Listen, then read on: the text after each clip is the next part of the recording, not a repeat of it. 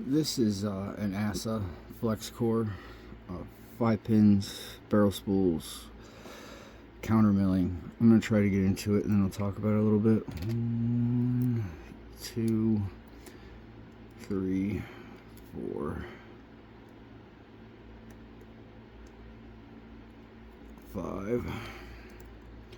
So 1, 2,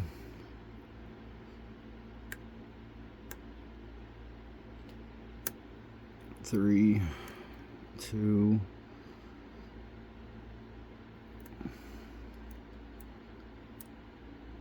that's 1,